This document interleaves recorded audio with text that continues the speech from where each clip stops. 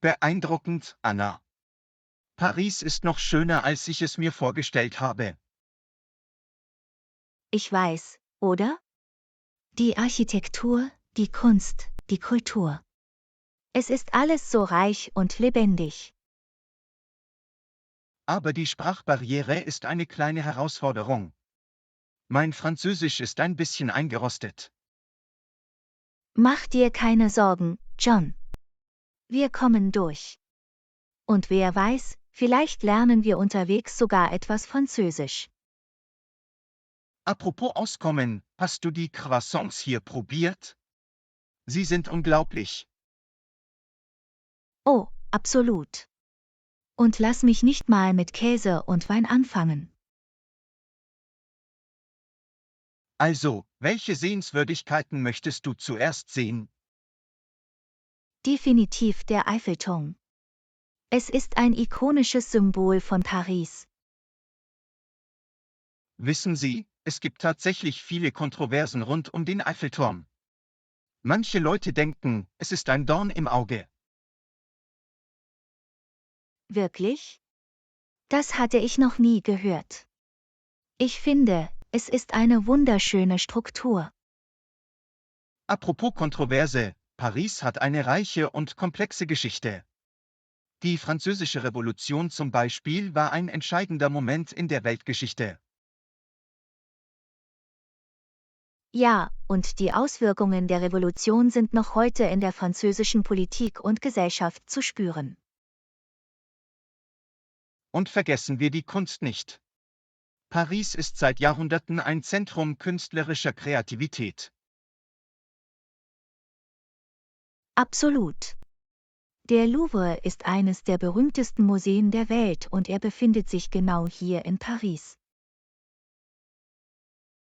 Aber in Paris geht es nicht nur um französische Kultur. Es ist auch ein Schmelztiegel verschiedener Kulturen und Gemeinschaften. Ja, das stimmt. In Paris leben und arbeiten Menschen aus der ganzen Welt. Aber mit dieser Vielfalt gehen Herausforderungen einher. Einwanderung und Integration sind komplexe Themen, mit denen sich viele Städte auseinandersetzen. Ja, es ist nicht immer einfach, ein Gleichgewicht zwischen der Bewahrung der lokalen Kultur und der Aufnahme von Neuankömmlingen zu finden. Aber vergessen wir nicht die Romantik von Paris. Es ist nicht ohne Grund als Stadt der Liebe bekannt. Oh, absolut. Die Architektur, das Essen, die Musik. Es ist alles so romantisch. Aber denkst du, dass das Stereotyp Stadt der Liebe etwas übertrieben ist? Ich meine, Paris ist mehr als nur ein romantisches Reiseziel. Ja, ich verstehe, was du meinst. Aber ich denke, die Romantik von Paris macht auch einen großen Teil seines Charmes aus. Und vergessen wir nicht die Pariser Mode. Es ist bekannt für seine Eleganz und Raffinesse. Ja, die Mode hier ist unglaublich. Und es geht nicht nur um Designer-Labels. Es geht auch darum, wie die Leute ihre Outfits zusammenstellen. Aber bei all der Schönheit und dem Glamour von Paris gibt es auch einige Umweltprobleme. Die Stadt hat einen hohen CO2-Fußabdruck und erzeugt viel Abfall. Ja, das stimmt. Aber ich habe hier auch einige inspirierende Nachhaltigkeitsinitiativen gesehen, wie das Bike-Sharing-Programm und die Urban Gardens. Apropos Initiativen, lassen Sie uns über die französische Politik sprechen. Es war in letzter Zeit eine turbulente Zeit in der französischen Politik. Ja, der Aufstieg populistischer Bewegungen und die Proteste der Gelbwesten haben die politische Landschaft durcheinander gebracht. Und diese Proteste spiegeln auch umfassendere Debatten über die französische Identität und nationale Werte wider. Ja, das ist ein komplexes Thema. Einerseits hat Frankreich eine stolze Geschichte und Kultur. Andererseits ist es auch eine vielfältige und multikulturelle Gesellschaft. Aber vergessen wir nicht die Meinungsfreiheit, die für die französische Kultur so wichtig ist. In der Französischen Revolution ging es vor allem um die Rechte des Einzelnen. Ja, das stimmt. Und dieses Erbe der Freiheit ist in der französischen Gesellschaft auch heute noch lebendig. Aber bei all diesen verschiedenen Aspekten der Pariser Kultur gibt es auch einige Widersprüche. Es ist eine Stadt voller Glamour und Durchhaltevermögen. Ja, das ist sehr wahr. Es gibt luxuriöse Boutiquen und erstklassige Restaurants, aber es gibt auch Obdachlose, die auf der Straße schlafen. Und diese Widersprüche spiegeln sich auch in den Herausforderungen der Integration wider. Wie können wir die verschiedenen Gemeinschaften und Kulturen, aus denen Paris besteht, in Einklang bringen? Es ist eine schwierige Frage, aber eine, deren Beantwortung so wichtig ist. Wir müssen Wege finden, um Menschen zusammenzubringen und mehr Verständnis und Akzeptanz zu fördern. Apropos Zusammenbringen von Menschen, Paris ist auch ein Zentrum für Innovation und Kreativität. Es ist eine Stadt, die immer wieder Grenzen überschreitet. Ja, es gibt hier so viele spannende Start-ups und Technologieunternehmen. Und die Stadt investiert auch in nachhaltige Infrastruktur und Smart City-Lösungen. Bei all diesen Innovationen und der Globalisierung gibt es jedoch auch Bedenken hinsichtlich der Auswirkungen auf lokale Gemeinschaften und Kulturen. Ja, es ist wichtig, ein Gleichgewicht zwischen wirtschaftlicher Entwicklung und der Bewahrung des einzigartigen Charakters von Paris zu finden.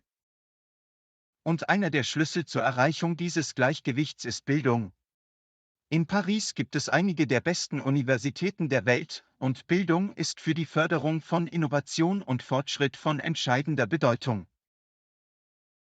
Ja, Bildung ist so wichtig. Und es ist auch wichtig sicherzustellen, dass Bildung für alle zugänglich ist, unabhängig von ihrem Hintergrund oder sozioökonomischem Status. Und mit all den verschiedenen Gemeinschaften und Kulturen in Paris gibt es auch eine reiche Vielfalt an Sprachen und Dialekten.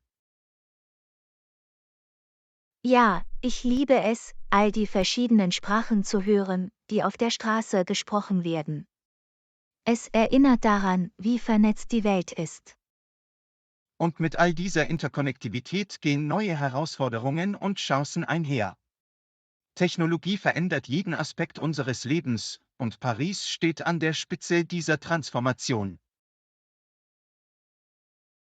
Ja, es gibt so viele spannende Entwicklungen in Bereichen wie künstlicher Intelligenz und Blockchain. Und diese Technologien haben das Potenzial, neue Lösungen für einige unserer größten Herausforderungen zu finden. Mit diesem Potenzial gehen jedoch neue ethische Dilemmata einher. Wie stellen wir sicher, dass diese Technologien zum Wohle der Allgemeinheit und nicht nur zum Wohle einiger weniger eingesetzt werden? Ja, das ist eine entscheidende Frage. Wir müssen Gespräche über die ethischen Implikationen neuer Technologien führen und sicherstellen, dass sie verantwortungsbewusst und nachhaltig entwickelt werden. Apropos Verantwortung, vergessen wir nicht die Verantwortung, die wir alle für die Bewahrung und Förderung des kulturellen Erbes haben. Absolut. Paris hat ein so reiches und vielfältiges Kulturerbe, und es ist wichtig, dass wir unseren Teil dazu beitragen, es zu schützen und zu feiern. Angesichts der vielen Touristen, die nach Paris kommen, gibt es auch Bedenken hinsichtlich der Auswirkungen auf dieses Erbe. Wie stellen wir sicher, dass Touristen die lokale Kultur respektieren und schätzen? Ja, das ist eine knifflige Frage. Aber ich denke, es beginnt damit, Touristen über die lokalen Bräuche und Traditionen aufzuklären und sie zu ermutigen, respektvolle und verantwortungsbewusste Reisende zu sein.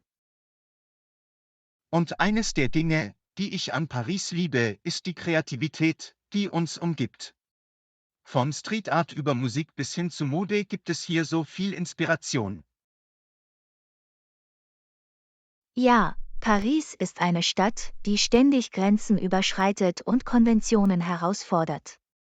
Und diese Kreativität macht es zu einem so aufregenden und lebendigen Ort. Mit all dieser Kreativität geht jedoch auch die Verantwortung einher, nachhaltig und umweltbewusst zu sein. Wir müssen sicherstellen, dass unsere Kreativität nicht auf Kosten des Planeten geht. Absolut. Und ich war wirklich beeindruckt von den Nachhaltigkeitsinitiativen, die ich hier in Paris gesehen habe, wie dem Bike-Sharing-Programm und den Dachgärten. Und wo wir gerade von Nachhaltigkeit sprechen, was hält Ihrer Meinung nach die Zukunft für Paris bereit? Nun, ich denke, es ist eine Stadt, die sich ständig weiterentwickelt und anpasst. Und ich hoffe, dass wir weiterhin Fortschritte in Bereichen wie Nachhaltigkeit, Innovation und soziale Gerechtigkeit sehen werden. Aber es liegen auch einige große Herausforderungen vor uns. Wie gehen wir beispielsweise mit Einkommensungleichheit um und fördern einen stärkeren sozialen Zusammenhalt? Ja, das sind schwierige Fragen. Aber ich glaube, dass wir Lösungen für diese Herausforderungen finden können, wenn wir zusammenarbeiten und offene und ehrliche Gespräche führen. Und das gibt mir Hoffnung. Die Widerstandsfähigkeit und Kreativität der Menschen in Paris und ihr Engagement für den Aufbau einer besseren Zukunft. Absolut. Paris ist eine Stadt voller Hoffnung und Möglichkeiten. Und ich bin gespannt, was die Zukunft bringt. Und diese Zukunft wird auch von der anhaltenden Debatte über die französische Identität geprägt sein. Was bedeutet es, im 21. Jahrhundert Franzose zu sein? Ja, das ist ein komplexes und manchmal umstrittenes Thema. Aber ich denke, es ist wichtig zu erkennen, dass die französische Identität nicht monolithisch ist und dass sie aus vielen verschiedenen Kulturen und Gemeinschaften besteht. Apropos Vielfalt, Paris hat angesichts der jüngsten Herausforderungen wie den Terroranschlägen im Jahr 2015 eine unglaubliche Widerstandsfähigkeit bewiesen. Ja, diese Angriffe waren eine tragische Erinnerung an die Bedeutung von Einheit und Solidarität. Und ich war inspiriert von der Art und Weise, wie die Pariser zusammenkamen, um sich gegenseitig zu unterstützen. Und diese Solidarität spiegelt sich auch in der Art und Weise wider, wie Paris auf die globale Pandemie reagiert hat. Menschen sind zusammengekommen, um sich gegenseitig zu unterstützen und neue Wege zu finden, um in Verbindung zu bleiben. Ja, es war eine herausfordernde Zeit, aber ich habe auch so viel Widerstandsfähigkeit und Innovation gesehen. Und ich denke, das ist ein gutes Zeichen für die Zukunft der Stadt. Apropos Innovation, Paris ist auch ein Zentrum kreativer Branchen wie Film, Musik und Mode. Absolut. Und ich denke, dass Kreativität eines der Dinge ist, die Paris zu einem so aufregenden und inspirierenden Ort machen. Und diese Inspiration ist nicht nur auf Künstler und Kreative beschränkt. Paris hat im Laufe der Geschichte Denker und Visionäre inspiriert, von Philosophen über Wissenschaftler bis hin zu politischen Aktivisten. Ja, Paris hat eine lange Tradition des intellektuellen und kulturellen Austauschs. Und ich denke, das ist eines der Dinge, die sie zu einer so einzigartigen und lebendigen Stadt machen. Aber vergessen wir nicht die schiere Schönheit der Stadt. Von den weitläufigen Parks über die verwinkelten Gassen bis hin zur majestätischen Architektur ist Paris ein Fest für die Sinne. Ja, es ist wirklich eine Stadt von unvergleichlicher Schönheit. Und ich bin so glücklich, es aus erster Hand erleben zu können. Aber mit all dieser Schönheit gehen einige Herausforderungen einher. Zum Beispiel ist die Infrastruktur der Stadt manchmal nicht in der Lage, mit den Anforderungen des Tourismus und der Entwicklung Schritt zu halten. Ja, das stimmt. Und es ist wichtig, Wege zu finden, um Wirtschaftswachstum mit ökologischer Nachhaltigkeit und sozialer Verantwortung in Einklang zu bringen. Und diese Verantwortung beschränkt sich nicht nur auf die Stadtverwaltung oder die Geschäftswelt. Wir alle haben die Verantwortung, uns unserer Auswirkungen auf die Stadt und den Planeten bewusst zu sein. Absolut. Und ich denke, das beginnt mit kleinen Maßnahmen, wie der Reduzierung unseres Plastikverbrauchs oder der Nutzung öffentlicher Verkehrsmittel, anstatt mit dem Auto zu fahren. Und diese kleinen Aktionen können zu großen Veränderungen führen. Wie die Art und Weise, wie Paris sich immer wieder von Widrigkeiten erholt hat. Ja, das ist so wahr. Die Widerstandsfähigkeit der Stadt und ihrer Menschen ist wirklich bemerkenswert. Und eines der Dinge, die ich an Paris liebe, ist die Gastfreundschaft der Menschen. Von den Ladenbesitzern über die Kellner bis hin zu den Fremden auf der Straße waren alle so herzlich und freundlich. Ja, das ist eines der Dinge, die Paris zu einem so besonderen Ort machen. Die Herzlichkeit und Großzügigkeit der Menschen hier ist wirklich bemerkenswert. Und diese Herzlichkeit und Großzügigkeit spiegelt sich auch in den kulturellen Traditionen der Stadt wider, wie der Kaffeekultur und der Betonung von Freizeit und Vergnügen. Absolut. Die Pariser wissen wirklich, wie man das Leben genießt. Und ich denke, daraus können wir alle lernen. Und diese Freude spiegelt sich auch in den vielen Festivals und Feierlichkeiten der Stadt wider, wie dem Tag der Bastille und der Fête de la Musique. Ja, das sind so freudige und festliche Anlässe. Und ich liebe die Art und Weise, wie sie Menschen aus allen Lebensbereichen zusammenbringen. Und wo wir gerade davon sprechen, Menschen zusammenzubringen, Paris ist auch eine Stadt mit unglaublicher Vielfalt. Von den verschiedenen Stadtvierteln bis hin zu den verschiedenen Sprachen und Kulturen gibt es hier so viel zu entdecken und zu entdecken.